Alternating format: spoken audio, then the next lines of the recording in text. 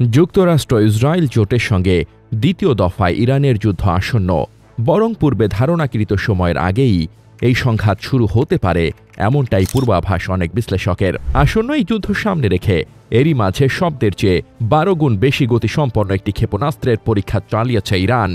বলা হচ্ছে আয়রন ডোম সহ ইসরায়েলের অন্যান্য আকাশ প্রতিরক্ষা ব্যবস্থা এটিকে ঠেকাতে পারবে না।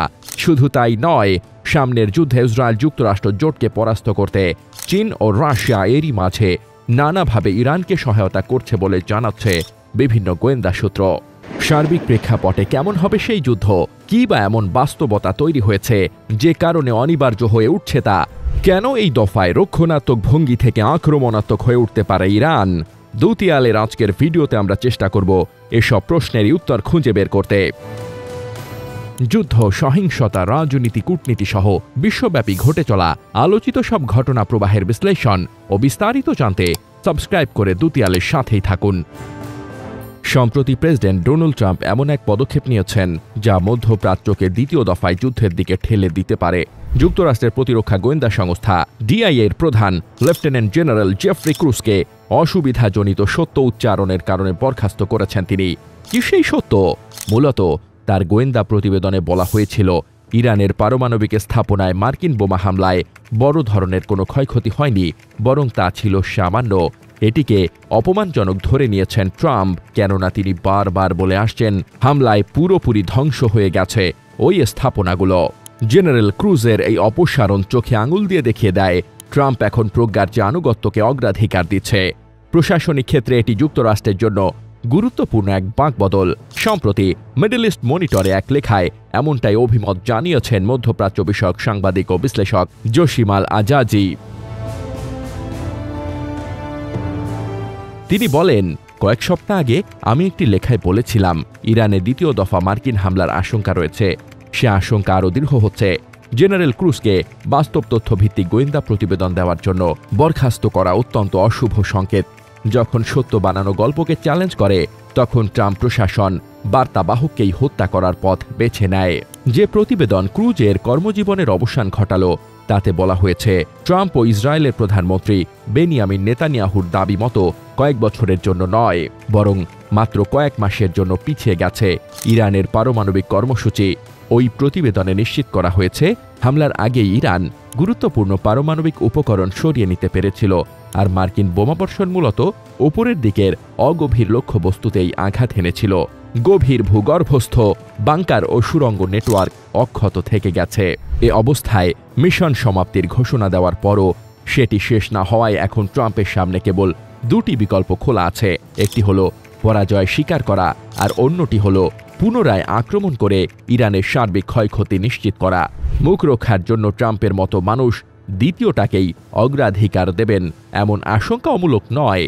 এদিকে ইরানের সর্বোচ্চ নেতা আয়াতুল্লাহ আলী খামেনি বলেছেন, ইরান আর পশ্চিমাদের কূটনৈতিক প্রলোভনের ফাঁদে পড়ে প্রতারণার শিকার হবে না। এ বক্তব্য ইরানের কৌশলগত চিন্তায় বড় ধরনের পরিবর্তনের ইঙ্গিত। এভাবে ইরান ক্রমশ রক্ষণাত্মক অবস্থা থেকে আক্রমণাত্মক অবস্থার দিকে সরে যাচ্ছে বলে মনে করছেন জসিম আল আজাজি।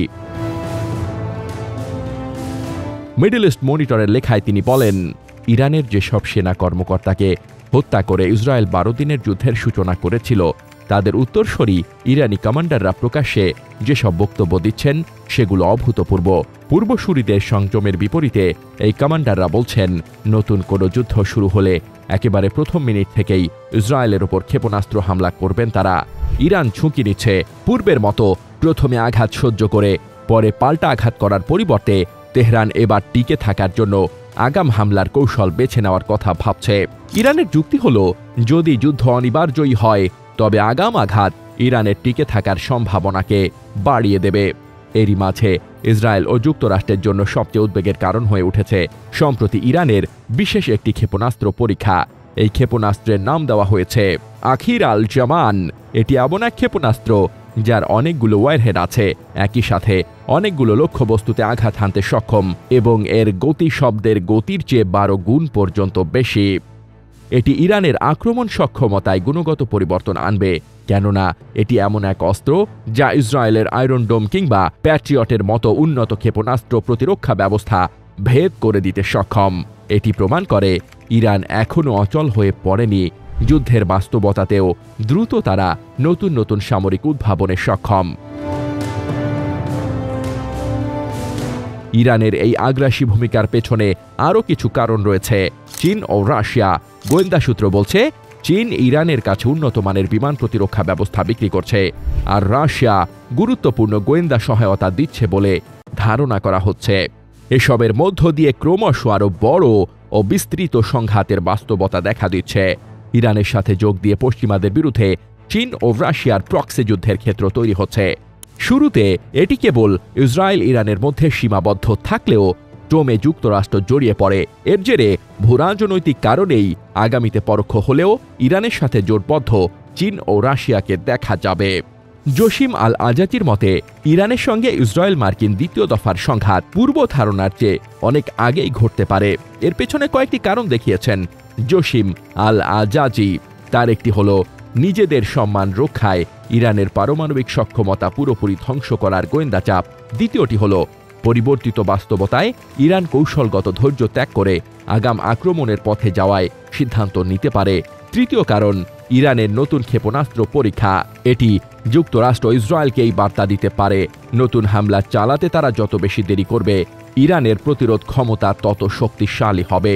আর চতুর্থ কারণটি হল ক্রমশ ইরানের প্রতি চীন ও রাশিয়ার সমর্থন বাড়ানো। এটিও যুক্তরাষ্ট্রকে দ্রুত ইরানে হস্তক্ষেপের ব্যাপারে উৎসাহিত করতে পারে। জসিম আল আজাজির মতে, এখন যে পরিস্থিতি দেখা যাচ্ছে সেটি শান্তি নয়, বরং একটা বিরতি। ইরানের পারমাণবিক কর্মসূচি চলছেই, ক্ষেপণাস্ত্র কর্মসূচি অগ্রসর হচ্ছে এবং আঞ্চলিক মিত্র শক্তিগুলোর সমর্থন আরও দৃঢ় হচ্ছে। অন্যদিকে মার্কিন ও ইসরায়েলি লক্ষ্য এখনও পূরণ হয়নি। সব মিলিয়ে ভয়াবহ এক যুদ্ধ আসন্ন। News desk, দুতিয়াল।